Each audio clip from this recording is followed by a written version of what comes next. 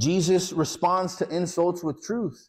His mission is to honor the Father, and his promise is eternal life to all who have obeyed his command to believe in him.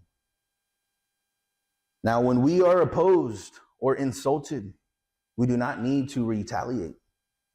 We need to stay focused on honoring Jesus and the Father by speaking the truth of the gospel. When we get insulted and we choose not to share the gospel, we are choosing not to give Jesus honor, not to give Jesus glory. We think, that's what they deserve, then I'm going to show them. No, you're showing us that you don't want to honor Jesus. You don't want to give him the glory. You don't want to give him the honor. We tell them what he's done for them, because at the end of the day, Jesus died for them too. He who is forgiven much can love much. He's forgiven little, loves little. All of us have been forgiven much, but a lot of people don't believe it.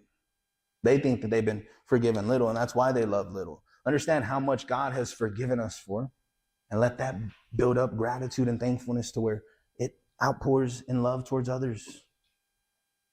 Stay focused on honoring Jesus and the Father by speaking the truth of this gospel. Do not minimize the authority and power of Jesus. Refocus on Jesus like Abraham. Rejoice in the hope of his coming, especially in the time that the society is in. When we see the disgusting responses of what has gone on this past week, there are people who are saying that this man deserved it. Nobody deserves to go out that way. Nobody deserves to be killed for speaking their opinion. And it is easy for us to say, why did God let that happen? But it is not God that did that. Understand, human beings have free will, and human beings use their free will to do evil.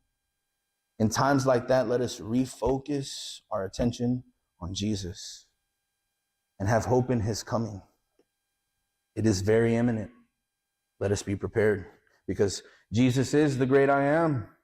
Jesus openly declares himself the eternal I am, one with the Lord, greater than Abraham and worthy of worship.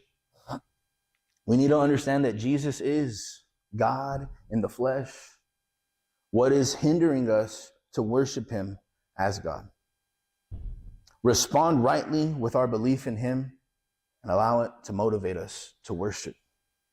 Trust him with our time, our talents, and our resources, knowing that our efforts are all for spreading his gospel.